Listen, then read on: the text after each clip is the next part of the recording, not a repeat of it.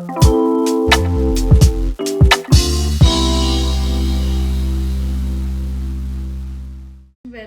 to the 5-week series where we will be discussing everything about heart health and Mediterranean. Today, we will be discussing some very basic blood markers about your heart health, and also get a sneak peek into Mediterranean. We have a recipe demonstration today, which is everything green chickpea salad, and these are the ingredients here, and you have it in your handout.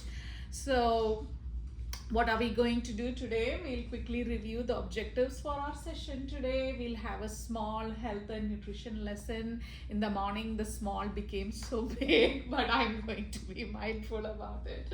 And there is a quick culinary demo and tasting. If we get to the all pass quiz, there is a simple all pass quiz at the end, and then some cool action setting for the week. You learn and then you implement. That's how you translate what you learn into skills that you can practice, right? So that's the idea for today.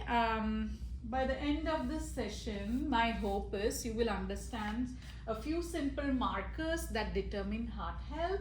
Identify at least 3 strategies. There are more strategies that we discuss here, but at least off the top of your head, at least 3 strategies that can help maintain and preserve and get your heart health be better. And then we will sneak peek into what is the Mediterranean lifestyle pattern. Well, somebody really said it right. The greatest wealth for us human beings is health, right? So that's the agenda for today. So believe it or not, heart disease is the leading cause of death. It kills much more. You can go and Google for the statistics. It kills more people than any other conditions, including cancer. So it's so very important that we take care of our health, of our heart health and cardiovascular system. So what is cardiovascular system? I love talking about analogies. So think about your cardiovascular system as the plumbing system in your home, right? You have fresh water coming in through the pipes, right? And you have used water from your kitchen sink, from your bathroom, from your faucets where you have going out, right? So think about your cardiovascular system just like that. The heart can be looked upon as a double pump, right? That the pump, right? Actually, the heart is like the lubbed up system. So it's a double pump, and from the heart goes out. The red ones are your blood vessels, which are called arteries, and they carry fresh blood, meaning blood that is rich in oxygen, which is essential for all the functions in your body. So those are your red blood vessels or arteries. The blue blood vessels are carbon dioxide rich blood or waste rich blood that is coming back into your heart to be expelled out. Okay, so you can think about blood vessels as pipes, right? When you use a water sprinkler garden hose to water your plants, the pipe needs to be nice and supple, right? If you pinch the pipe, what happens? Water flow stops, right? And if there is a small constriction or a teeny stone that has gotten into that pipe, what happens? Either the water flow stops, or you might even feel like there is a big gush of water kind of a thing, right? So it's very important for your blood vessels to be nice and supple and not have any constrictions or any blockages. So the idea behind a healthy cardiovascular system is for your heart to be functioning properly and for your blood vessels to be nice and smooth with no constrictions. Okay, So how do we know that our heart health is good? There are two markers. One is your lipid panel, the other one is blood pressure, right? So let's understand what is lipid panel. Any of you, when you do your labs and your PCP goes through your labs, have they mentioned to you about cholesterol, about LDL, HDL and all of that? That's actually your lipid panel. And know your lipid panel numbers, because they actually tell you a lot about your heart health. So what goes into the lipid panel?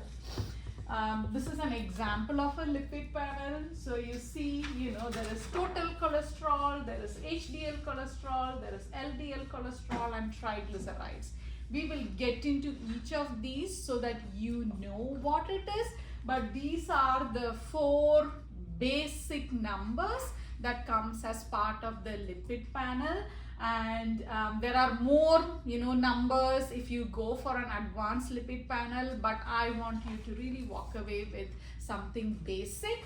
So your total cholesterol, HDL cholesterol, LDL cholesterol and triglycerides, right? And when you go for a lipid panel testing or for your labs, your providers usually say come fasting, right? Don't eat anything for 12 hours. Definitely drink your water, no coffee in the morning, no, sugar sweetened beverages or anything, right? But definitely drink water. So for the lipid panel labs, you need to be fasted. So before going to the next slide, the lipid panel is basically your cholesterol. I'm sure you would have researched about it. What do you know about cholesterol? How is it made? What is it made of? Any fatty foods, hot dogs will increase it'll decrease the flow because it clogs your veins. Yes, yeah. So cholesterol is actually made in your body and you need it. Yeah, cholesterol is not something that you don't need. You need it. It's a waxy fat-like substance that is made in the liver. 80% of the cholesterol is actually made in the liver, and cholesterol is actually needed for various hormones. It's part of vitamin D, it's part of bile, right? Bile is the gooey chemical that helps your fat digest. It comes from the gallbladder. It's produced by the liver, stored in the gallbladder. So you do need cholesterol. It's about high cholesterol is what we are worried about, which means there is a number that we all need for, a healthy body, right? So 80% of the cholesterol is actually made in the liver, and the remaining 20%, just like how you said, it comes from animal protein, hot dogs, fatty cuts of meat, some of the processed meats and all of that, right? So we are looking at, really, how can we fine tune this 20% so that it comes from better fats rather than, the fatty fats, right? Now, too much cholesterol can cause a problem, and statistics says that, around 38% of us Americans do have high cholesterol, which means total blood cholesterol greater than 200, right? So now there is the total cholesterol, and there are the LDL cholesterol and the HDL cholesterol, right? The LDL cholesterol is usually termed as the bad cholesterol, right? Why? Because it's very teeny weeny. The particle size is so small that there is a greater propensity of it sticking to your blood vessels, meaning, it has that ability to make that pipe get smaller, and you don't want that. So LDL cholesterol is called the low density lipoprotein, and that's usually the bad cholesterol. We do need it, right? It's not that it's all bad, but we are looking for that optimal number, that desired number. Whereas the HDL cholesterol is the good cholesterol. The way I remember this is, low marks when you were in your school, right? Remember your middle school, high school, or even your university, right? If you get low marks, not good, right? But if you get high marks, all good, right? So high density lipoprotein, it's really good for you, right? And low density lipoprotein, you don't want it beyond a certain level, and we will look at that level too. Okay, I have a quick question. I'm running into this issue, which is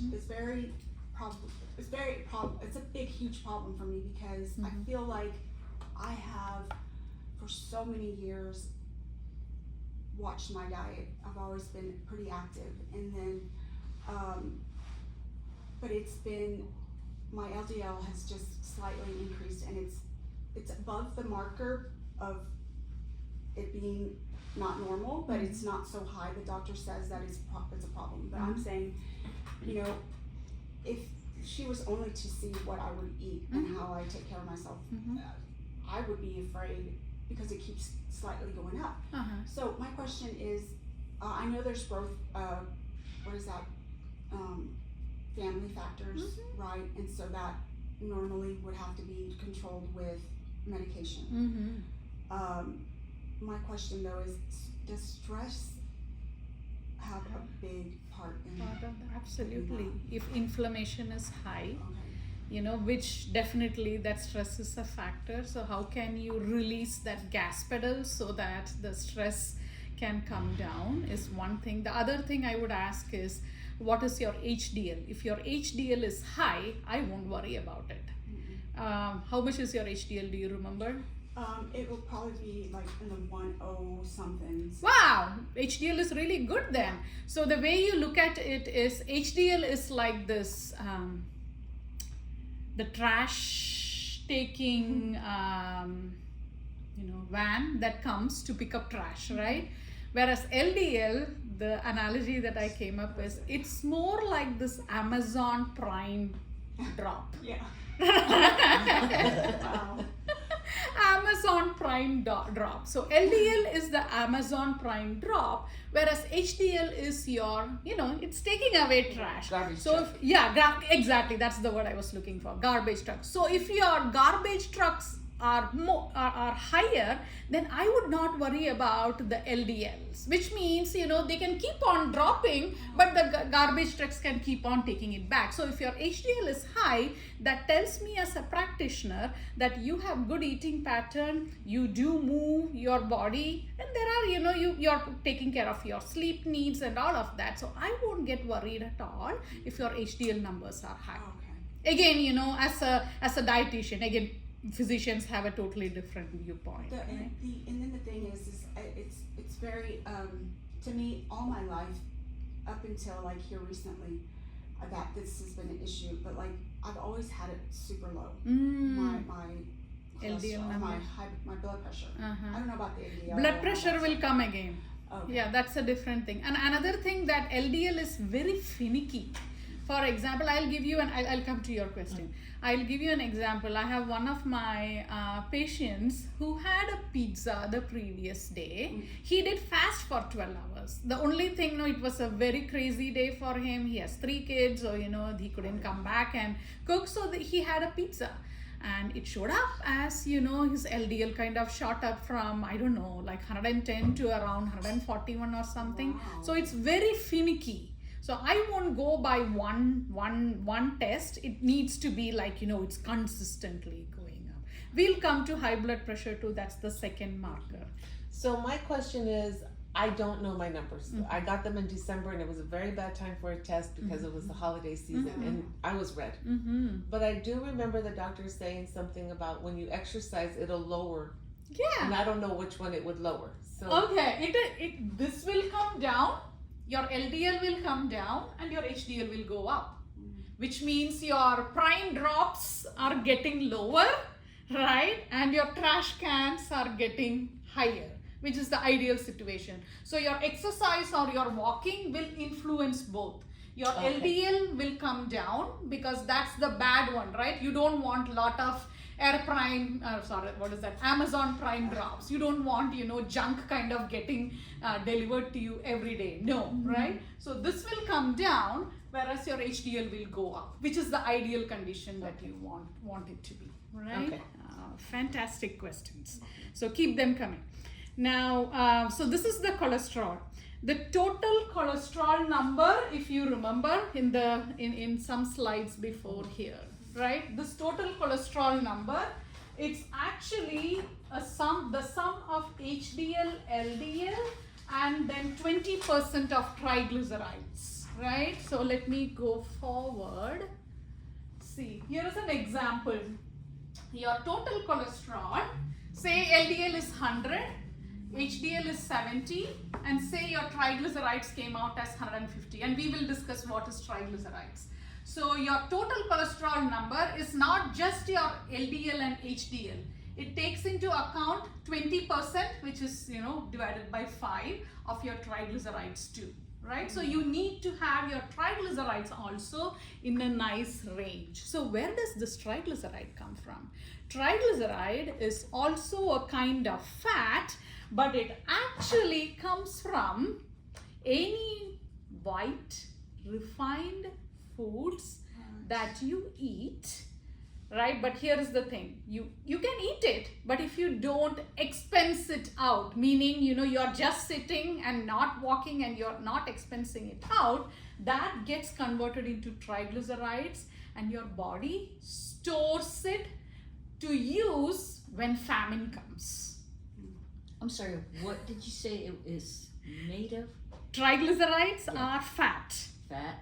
Said a little bit more. They are made from refined white carbohydrates. Oh, like flour. Like flour. Like flour, yeah, white rice, like bread. cake, cookies, rice, Okay, white okay. bread, like That stuff, without okay. any fiber, right? Anything without fiber, like sugar, white sugar. It's made from that.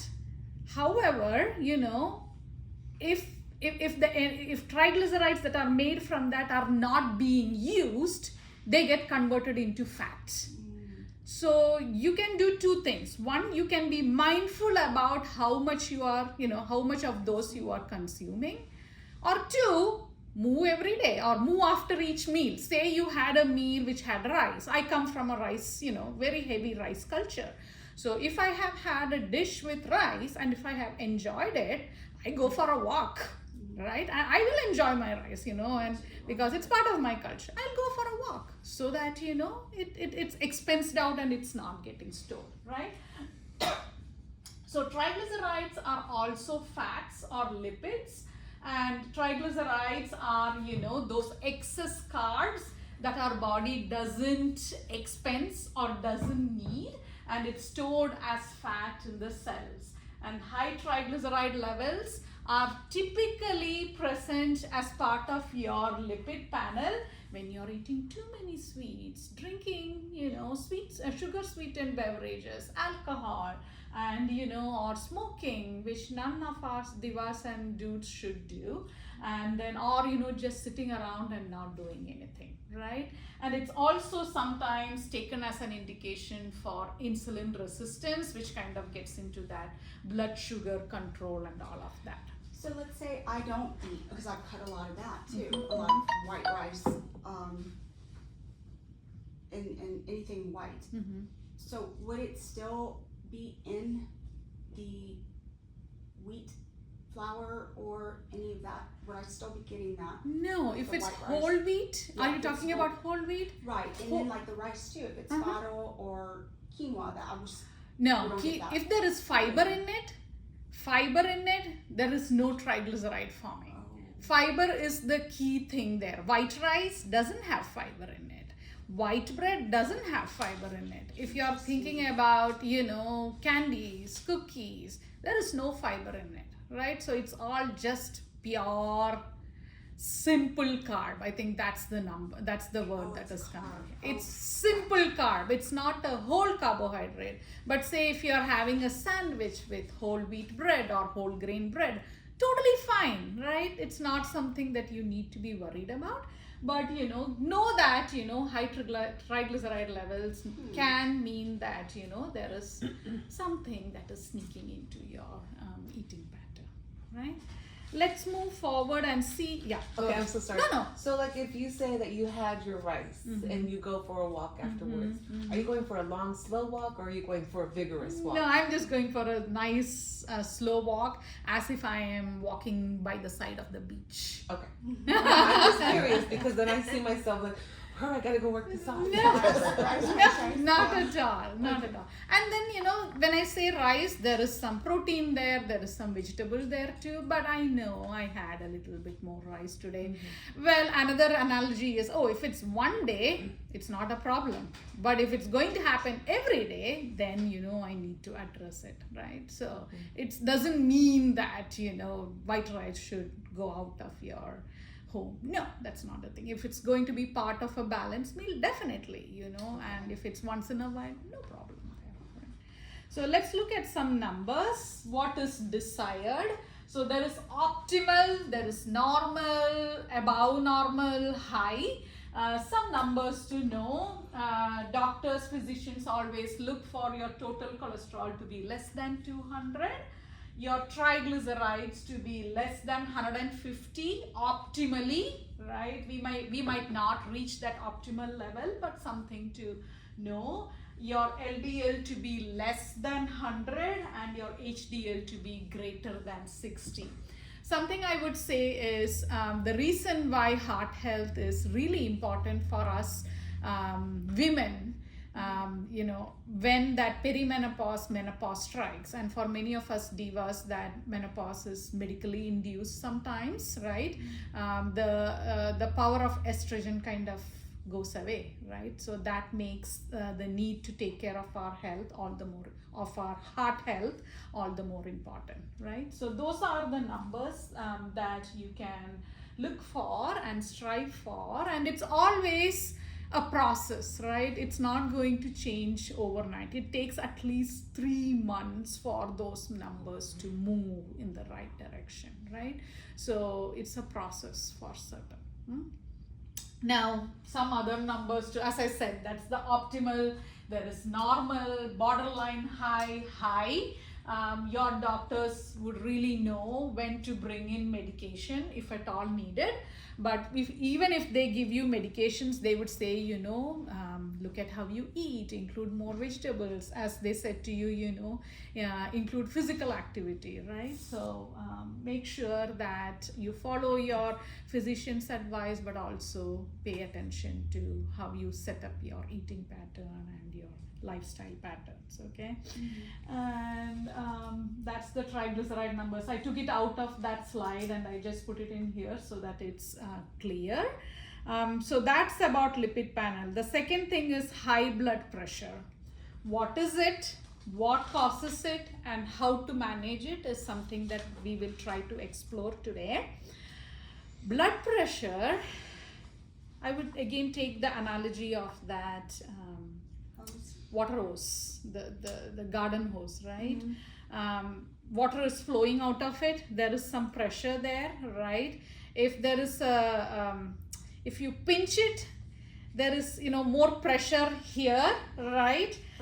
There is more, you will feel like it's bulging up and there is, it's wanting to go out, right? So that's the analogy that I want you to have in your mind. Your blood vessels are just like that pipe, right? So, and you want to keep that pipe nice and wide and not kind of make it smaller and smaller and smaller. When it becomes smaller and smaller and smaller, your blood pressure tends to increase, your cholesterol levels tend to increase, and it's all an interrelated phenomenon, right? Now, blood pressure is the force that blood exerts on the vessel walls, just like how water exerts that pressure on that, garden hose that you use. So, there are, when that pressure is created, the blood flows to all parts of your body, and high blood pressure is when that pressure is very high, and we will look at some numbers. There are 2 numbers that you might be aware about. There is a top number and it's called the systolic blood pressure, and that's the pressure that your blood is exerting against your artery walls when your heart constricts like this. It's a pump, isn't it? It's going to constrict and rest. It's going to squeeze and rest. When it squeezes, right, the pressure that it exerts on the walls, blood vessels walls, that's the systolic blood pressure. When it rests, it still exerts a pressure, that's called the diastolic blood pressure, that bottom number, right? So between that's lubbed up, there is that pressure that is getting exerted against your blood vessels. Okay, any questions here? Okay, let's look at some numbers. Normal blood pressure is less than 120, that's the number up, and less than 80 on the down. There are two numbers, right? There is an upper number and the down number. The upper number, for it to be normal, needs to be less than 120, and the number at the bottom needs to be less than 80. Okay, when your physician or your provider says your blood pressure is elevated, what they mean is that your systolic number is between 120 and 129, it's slightly up, and your diastolic is still, you know, less than 80, no problem there. When they say that you have high blood pressure, that means that your systolic number is between 130 to 139, and your diastolic is, you know, has gone up, right? So that's when they would start telling you, hey, really watch what you eat, less salt, you know, walk every day. All of that starts coming in, and if they see that it's remaining constant across many visits, that's when medication starts coming in, right? And they would never want you to go to stage 2 or the severe hypertension or the hypertensive emergency. Blood pressure is very key for the health of your kidneys, your brain, and even your heart health, right? So it's a very key number. If you see your blood pressure increasing, always bring it to your provider's attention. Any of you measure your blood pressure every day? Keep a log of it or anything? Good. Supposed to. Supposed to. How do you feel about these? Because I sometimes have doctors visit online or video, and I'll use this as mine. Yeah, it's a good approximation. It's okay. It's a good approximation. And you would see at the dentist's office, they use that wrist one too. It's a very good approximation. And of course, the number will be, you know, a little different, but it's a good approximation, And, basically. okay, the medication you mentioned, is that blood pressure and cholesterol? They're both the same. They are different. Different. Yeah. That's where I'm getting confused. Because the way you said, it's like when I gave you that number of 100 and something, it was from my blood pressure. It was your blood pressure? Yeah, I don't know the lipid panel. If it is 101, you are less than 120. So then there is no problem there. The lipid panel is your labs. They draw your blood, and that's where the lipid panel comes in, right? Whereas the blood pressure is what they do as soon as you go into to the doctor's office. Is blood pressure related to stress or sodium Absolutely. or overweight or Yeah, All it's the related. above. All the above. okay. All the above. You know, it definitely related to stress. For example, I don't know about you, I do have that white coat syndrome. So when I go into doctor's office, I feel, you know, a little nervous and all of that. And I know my blood pressure shoots up. So I will take 3 deep breaths, concentrate on my belly button, keep my legs nice and, you know, firm on the floor, and the number comes okay and I'm happy. But when I'm very stressed, I know it acts up. So, anything else? So it is influenced by stress, it's influenced by your weight status, it's influenced by the food you eat for certain, right? There is a slide that comes on, which is actually the next one. So who is at risk? Of course, you know, if you have a family history of high cholesterol or heart attacks, your weight status plays a role. You need to be physically active. Walking counts, right? Marching in place counts. Okay. Sitting and standing in your chair counts, right? Be physically active, and then watch your blood sugar levels. That's another risk factor for high blood pressure, for heart disease too. Poor dietary pattern does contribute to high blood pressure, and I don't have to mention about smoking and alcohol, right? So these are the risk factors, but what's in our hand to take care of ourselves? I think that's the key part here. So there are 4 health behaviors that you can do. Of course, as I mentioned, no smoking, vaping, no alcohol, getting adequate sleep. 7 to 9 hours of sleep. I can do better.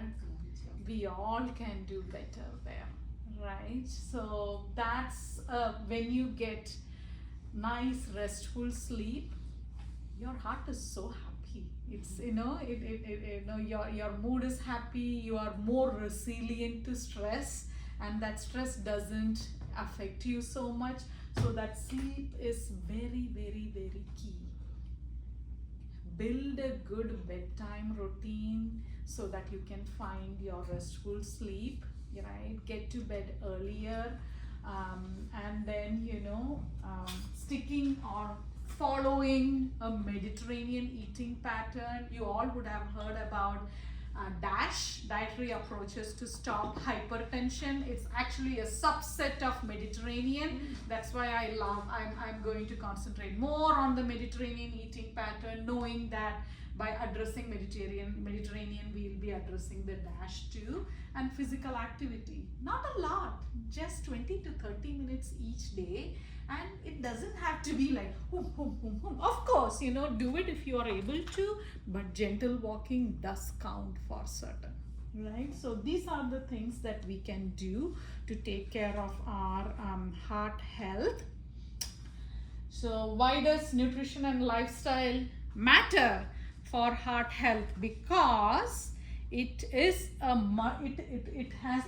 multi-dimensional role. It can influence your cholesterol levels, it can bring down your LDL, it can increase your HDL. Remember, LDL is the low points, it's the prime Amazon prime junk, right?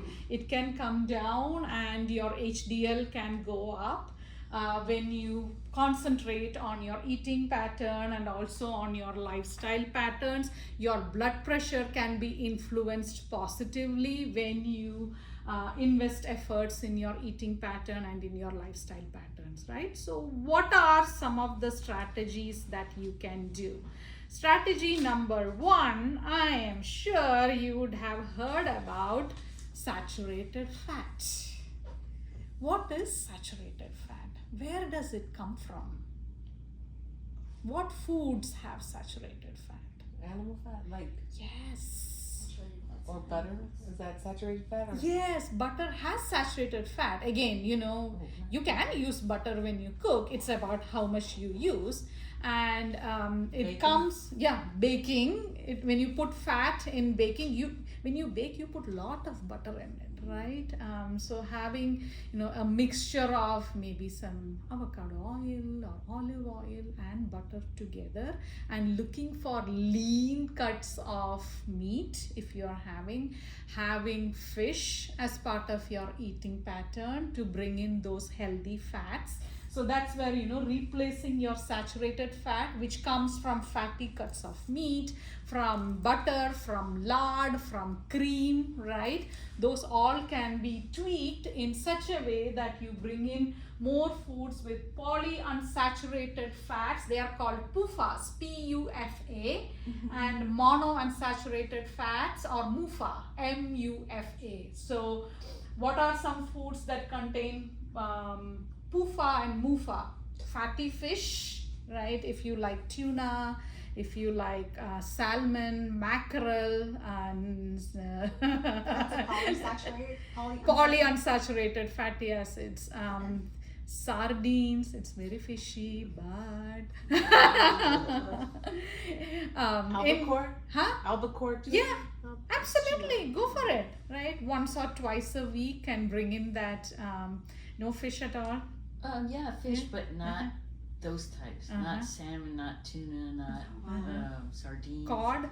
What do you usually? Cod, I like cod. You like I like cod? whitefish. Yeah, Whitefishes. go for it. It does have PUFA, but not Not like as you know much. as much. But it counts. It counts for that lean protein. It counts for omega 3s and all of that. So definitely, right?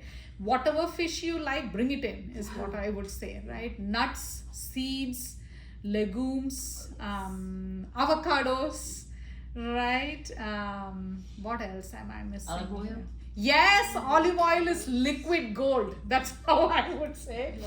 It's high in polyphenols, which is very heart healthy. So we'll be using olive oil all through this series. In almost all the recipes is going to be using olive oil, and there is a variety of olive oil that you can use for high heat cooking. So I think there is a slide in one of the upcoming classes where there are different types of olive oils, and you can use certain ones for even high temperature, right? So great point there. Olives, if you are having olives as snack, that's fine too, right? You don't like olives? I don't. I make myself eat things that I don't just because I know I need it. You need Like it. beets, Yeah. I like beets. But, Real yeah. beets are good. Really? But I've enjoyed it. I put pineapple with it Yeah. and carrots. I make it like a carrot salad. Yes. I would like you to make something with beets. With Yes. beets, To you would try. like? Well, because I don't eat You don't beets. eat it? No, Okay, don't. we'll do it. Probably, yeah. Absolutely. I have I'll a do great it. recipe. Huh? I'll share it with you. I Yeah, have a really You good have a good recipe. recipe. Yeah, share it with me. You have I'll send you an email. I'm going to send you all an email giving you access to the tool. Use it, if it is helpful. Don't use it if it is overwhelming for you, right? And that's why I have this habit tracker here. If paper is, useful for you, use it here. If you like the tool, use it. But I'll be sending you all an email, so feel free to reply back. I will do something with beets. What about olives? Different kinds of olives. What about black olives? Go for it. Okay. Yeah, black olives, green olives, definitely. They have Yeah, a lot the of Greek salt though, olive. right? You have to They be do. careful. Like I can't eat olives because of the salt. Yeah, You that know, is true. apple to balance it with some cheese. Or Guess what else wash I it. don't eat? Cheese. Oh wow. I don't think cheese is gross. You don't like Oh, cheese. No. Okay, apples Yeah. and olives. Really, never had that. I know we should have a feast. Bring our own little dishes. A potluck, That would right? be fun. Yeah, so bring in all those healthy fats, chia seeds, flax seeds, right? There's a lot. If you don't like one, look for another thing. There'll be something that you will like in it, basically.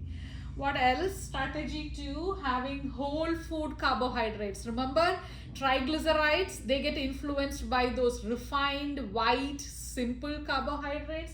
Let's bring in the whole oh my goodness. Oh no. Why there? Let's bring in the whole food carbohydrates, fruits, vegetables, beans, berries, legumes. Bring it all in, right? So having whole food carbohydrates, they are fiber rich. They have vitamins. They have minerals. They have Color. Yes, Beautiful. which is what they're called. What is that? The flavonoids. They are those. They have bioactives, sulforaphane, whatnot, right? The colors basically. So bring it all in, and they are going to help your heart get healthier. Strategy 3. Let's look for where the added sugars are. Reducing added sugars, and what is recommended? Less than 25 grams. And if you are going for a birthday party or anything like that, never go beyond 50 grams. Okay, 25 grams of sugar is like I think 4 teaspoons of sugar, right? Which is a lot, right? So watch anything that you buy, turn it and see how much added sugar is in it. If at all you buy cereals, right, look for added sugar. So reducing your added sugar is an I have a option. question about sugar. Like I don't eat sugar, but I eat honey. I Mhm. put honey in tea. Mhm. So I probably have several spoonfuls Several of honey, spoon- mhm. not in one glass, but I mean if I have 4 glasses of tea during the day, Mhm. that's like a teaspoon or more each time. Each How time. does that compare to sugar? Shh, honey is definitely has sugar in it. There is no doubt about Yes. it, right? But it's natural. It is right? natural, but I would always say, so a teaspoon would be this much of honey, right? Mm-hmm. And how many teaspoons, how many coffee would you have in No, and tea. tea? But I might have 3 or 4 3 or cups 4? of tea a day. Yeah, so I would ask you to be curious and see if you can slowly come down to half a teaspoon per, Yeah. every time you have it. Slowly kind of, experiment with it and see if you can come down, because honey has sugar in it. Of course, it's natural and it has, ways to calm down some inflammation in your body, bring down any allergy responses and all of that. There are some benefits to it, but it's still sugar in it. So, see how you can reduce it a little bit. So when we're reducing added sugars, does that include our fructose sugars You mean fruit? from fruit? No, ma'am. No, that's not included. No. Good. Fruit is Mother Nature's dessert, and the fructose, if you have fructose intolerance, that's a totally different thing for normal human beings. I will say, love your fruit, have it. How many? If you want 4 servings, 5 servings, go for it. There is nothing, nothing wrong in the sugars in it, basically. So where do added sugars come from? You know it. Cookies, candies, cakes. To your point, liquid sweeteners, which means being mindful about it, like being mindful about the amount you put. And also from, the confectionaries, the chocolate and the candies. I love my dark chocolate. Anything above 70% dark chocolate, my God, I love it. Right? So, a small dark chocolate piece at the end of my meal fills my heart. Right? So go for it. Dark chocolate is good. It has, some flavonoids, some good, phytochemicals in it that hits a certain part of the brain and you feel good. So go for it, right? Where else? Strategy 4, as you asked, you mentioned the other day, a few minutes ago, pardon me, looking for sodium or salt in your food so that you can influence your blood pressure to run lower if at all it is running higher. So where does sodium come from? What is your thought? Anything pickled. Yes, anything pickled. Most processed foods. Exactly, because when you are cooking at home, you can control what you put. You don't preserve food for a long time. You are not worried about shelf life. But when it is processed food, they really want that shelf life to be higher, and that salt plays a big role there, right? So what is recommended as, how much salt we should have throughout the, for a day? It's like 1 teaspoon. It's enough. It's this much, right? So and if your blood pressure is high, 3/4 teaspoon of salt or half a teaspoon of salt all throughout the day. How do you do it? You can look for adding onions, garlic, ginger, thyme. All those herbs and vegetables do help bring in that flavor and thereby allow you to reduce the salt, right? So you don't have to go to cold turkey saying that, I'm not going to use salt in my food. It's about adding flavor using vegetables and herbs, thereby you can reduce your salt basically, right? So the recommendation is usually mentioned in sodium. As I said, we don't eat sodium, we usually have salt. So many of my clients have actually found it helpful to see what the translation is. So what does less than 2,300 milligram of sodium per day mean. It's like having 1 level teaspoon of salt all through the day. So budgeting out 1 teaspoon of salt and then using it in your cooking. If you come less than that, well and good, but don't go over it, right? And as you said, it comes a lot from processed food, basically, right? That's not even a teaspoon a day. That's, I think about Just how a much. couple of shakes. Yeah, that is Ooh, I don't like shake no salt. a day. No shake. But No you know what I shaking. do? I add cheese to my food, Mhm. so that to me gives it. And I know it has salt, Some salt. but it gives it flavor too. Absolutely, And I get my dairy. I love Parmesan. You give me Parmesan, I would love it. So I say all cheese. yeah, Oh. I know I'm she so does sorry. it. I don't know how you do it. You don't like the texture of it, or I haven't liked it ever since Ever? I was a child. Just Wow. no. I don't like it. No Cheese problem. sticks, mozzarella sticks, No. cheese. Pizza. No pizza too then. Pizza, I do like either no cheese or I tell them just barely enough to Sprinkle. make the stuff stick to it. Okay. Feta, no. Oh no. No. Even Okay. worse, right? Yeah. I had problem with feta Feta? when I first smelled it, but it's really good. Blue actually. cheese. Huh? Blue cheese. Oh, no. I I know don't about like that one. it. Yeah. Oh, you don't like Oh, No, I don't like blue cheese. That's the one You thing. I do. Oh yeah, me too. Oh, yeah. Raspberries But good. we're alike that way. I know we are. We have a lot coming. Okay. Cheese all day. So what are some salty foods? Sandwiches when you go and eat outside. Why? Because there will be that spread, there will be ketchup. Condiments. Yeah, the condiments actually add to it basically. What else? Pizza. When it is from outside, there is a lot of ketchup in it, whatever they put in it, kind of.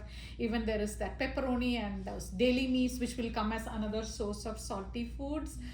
Some breads are definitely a little higher on the sodium or salt. Soups that you get in cans, always look for low sodium option if at all you are buying it, and we will look at what does low sodium, very low sodium, less salt, all of that means. And then daily meat, look for low sodium daily meat. I would say stay away from daily meat if at all possible, or reduce it, because there is definitely some correlation between those processed meats and cancer, basically, right? So Even like bacon, right? yeah, Say that. bacon, any of those processed meats are basically convenience, right? So when there is convenience, there are going to be some preservatives, salt, nitrates, whatnot in it, right? So how do we understand FDA approved nutrition claims regarding sodium? Here is that.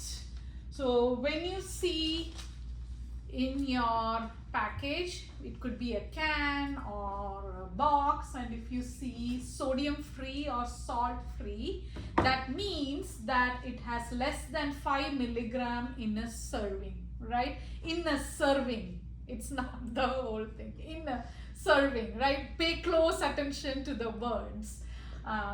Very low sodium means that there is 35 milligram or less in a serving. And low sodium means there is 140 milligram or less in a serving.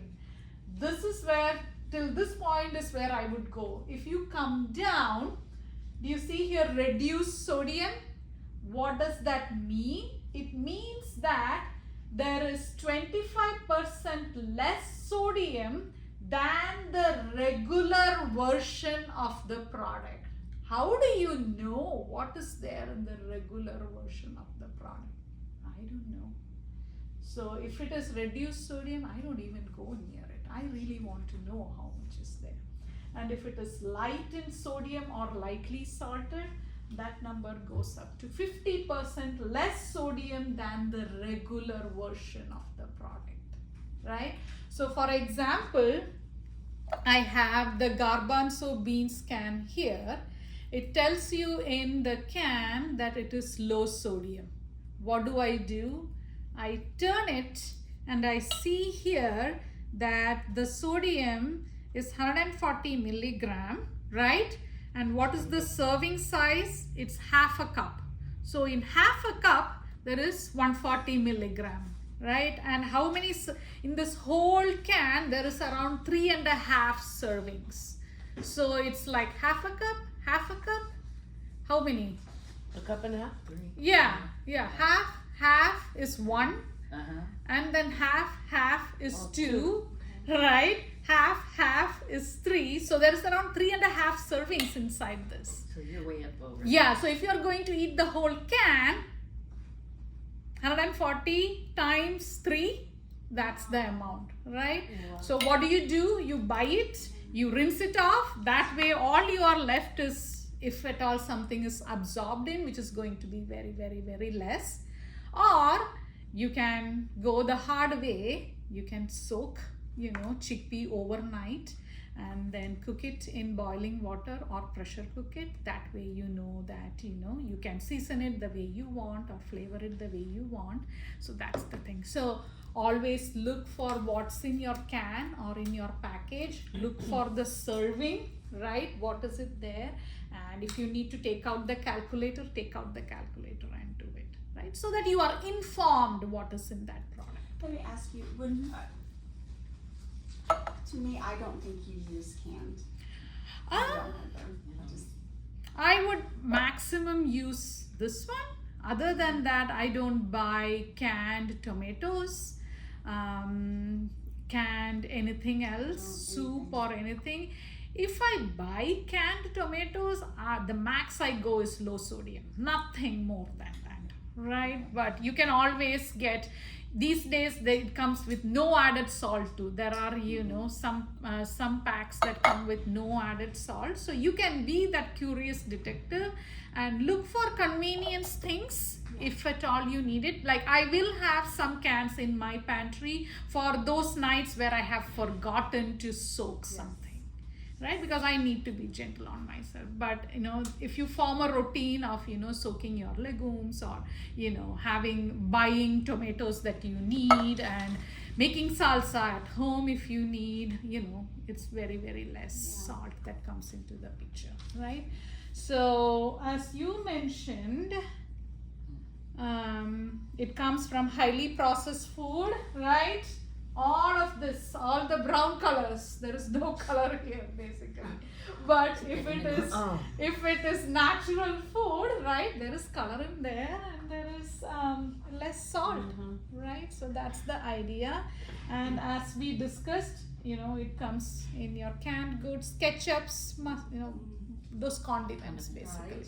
So be mindful about it. Black beans can, when you're buying nuts, buy unsalted varieties. That's another place where it kind of sneaks in. Trail mixes, it sneaks in there, right? So be mindful about it. Doesn't mean that you should not enjoy it, but make sure that if there is a way that you are able to have it unsalted, have it, right? Where am I? I am running late. So we will do this on the next slide and stop there. So what's the heart healthy eating recommendation? It's following a dietary pattern that emphasizes intake of vegetables, fruits, whole grains, include lower fat dairy products, poultry, fish, legumes. As we discussed, healthy fats from olive oil, seeds, nut. Enjoy your sweets at the end of your meal. Don't make sweets your meal, basically, right? Limit the intake of sweets, sugar sweetened beverages and red meat, right? So that's the idea there. And you know what? Mediterranean eating pattern very closely follows all those recommendations, right? And the Mediterranean pyramid has decades and decades of research behind it. We will curiously explore some of the research in very simple terms in the next class. But if you see here, the bottom of the pyramid is all about eating together, physical activity, right? So in the morning what we did was, when this pyramid was brought up, we all got up and we marched for a count of 10. In place. we rolled our hands, our arm circles, and then we pulled our chair and we did chair squats, Nice. right? So doing physical activity, eating together, slowing down when you eat. That's something that each of us can practice this week. There are some actions that I gently request you to practice. So that's the bottom foundation of the pyramid.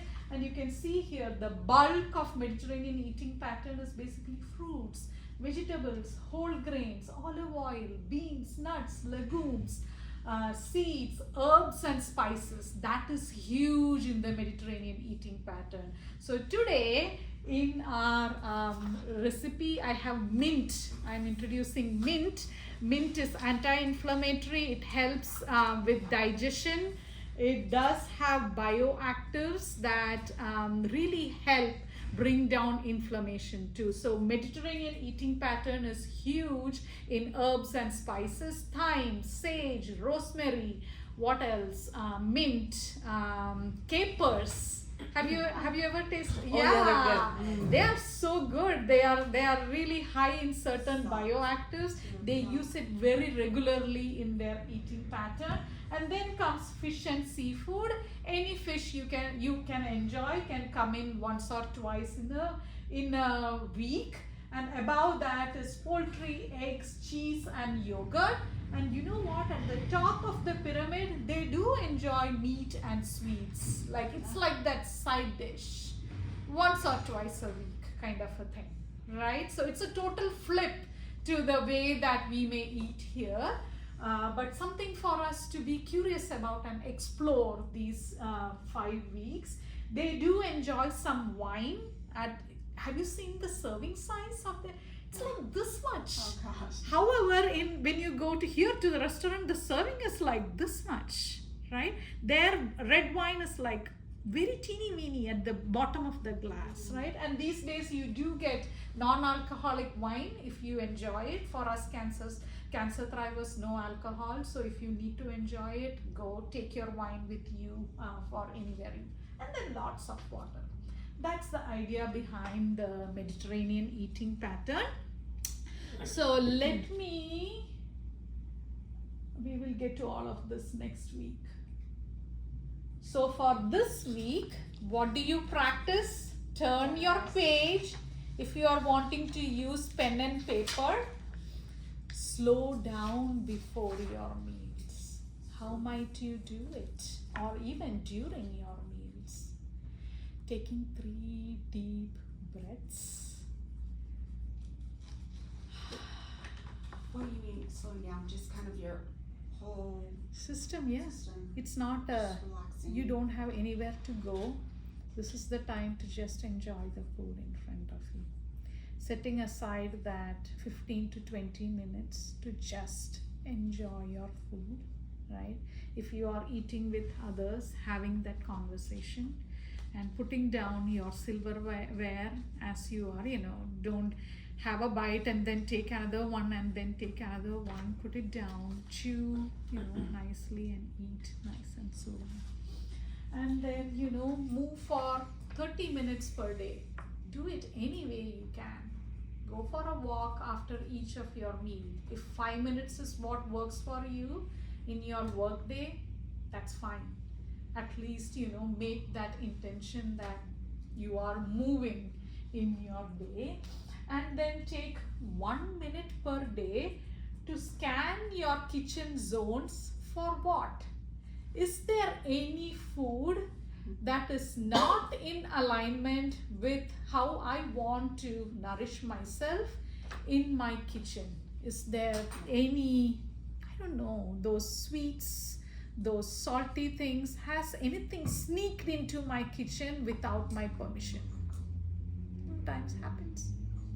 Right? So scanning your kitchen zone every day to make sure if at all something has sneaked in, asking that question, have I enjoyed it? If it is yes, it can be sent out to the trash or to the neighbor or to the kids' school, wherever you want to, so that it's not in your home. Okay, so these actions will come in your app. You can feel free to use the app, or you can use your pen and paper, write it down and You will see here Monday, Tuesday, Wednesday, Thursday, Friday, Saturday, Sunday. If you have done it, a check mark or a cross. If you did not do it, you can write down I did not do it, right? And if it is important for you, come back to it the next day. I did not do it yesterday. I actually sniffed my food and I was, didn't even know that I had my lunch or my dinner. How can I slow down? Being curious and asking that question, because we all are creatures of habit, and catching ourselves, tending towards those, unhealthy ways of eating is the way to program our mind in a different way, right? So that's the idea behind it. Are you all ready to do the taste testing? Okay. So I did get the canned garbanzo beans. I rinsed it out nicely so that there is very, very, very less sodium in this. Goes into this mixing bowl. And let's take a look at the recipe. There is a 1/4 cup of mint. I did buy mint, and for the sake of convenience, I chopped up the mint, and there is 1/4 cup of mint in here, and I had around 3 or 4 green onions or scallions. I chopped them nicely. I also squeezed fresh 3 lemons into this so that it's easily, easy for us, right? So you can actually make this and put it inside the fridge. And then I did find the green oregano leaves, but I thought it will be too strong for us. So I thought I'll buy the dried ones. So we will put in how much? 2 teaspoons. So I'm going to be a good girl and actually measure it out and not kind of eyeball it. Open it, and then 2 teaspoons of oregano. Oregano is antimicrobial, antifungal. Twist off the top. Take it off. Yeah, then you don't have to shake it, Shake just it. unscrew it. Let's see. Yeah, thank you. I think I did that in the morning and I forgot. And then a little bit because something got into that sprinkle in the morning. And then how many tablespoons of extra virgin 2. olive oil? 3 tablespoons. Oh. 3 tablespoons. Olive oil is rich in polyphenols, and polyphenols are those heart protective molecules that your heart will say thank you for. So 3 tablespoons of extra virgin olive oil. This is cold pressed. Okay, and now we do the magic. Turn mix it. and then shake, shake, shake, shake, shake, shake, shake, shake, shake, shake, shake. Do you have the chives in there? Yes, that's actually that the green Long ones. skinny ones. Oh, They're like okay. in a little bunch. Oh, okay. You see the green onions, right? So there is the bottom part which is white, Yeah. and the top part is green. The green is called the chives, and the bottom part is called the scallions. Oh, okay. Yeah. Scallion is So- the what part? The scallion is the bulb part, The the white part, and the green is the top part, right? You do get dried chives too, but I feel like this is much more flavorful and crunchier than the dried ones. Okay, so enough shake, shake, shake, shake, and pour it on your salad and mix it. And you can actually do this the night before and keep it inside the fridge. The flavor will get absorbed into the chickpeas, and it will Oh, be yeah. very, very tasty for the next morning. Now, did you say those are cooked or they're not cooked? No, these are not cooked. Not cooked. Not cooked. But these are nice and they have soaked nicely. I did, see if it's mushable. So it is mushable. And if you want to cook it, right? Just maybe 2-3 minutes in the boiling water and it will get nicely cooked. Ready? Yes. Yeah, thank you very much for coming here today. And I look forward to seeing you in the next class where we will dig deep into Mediterranean eating pattern history, what it is comprised of, the whole pyramid. We will dive deep into each of those levels. Thank you very much for coming, and we are all ready to taste.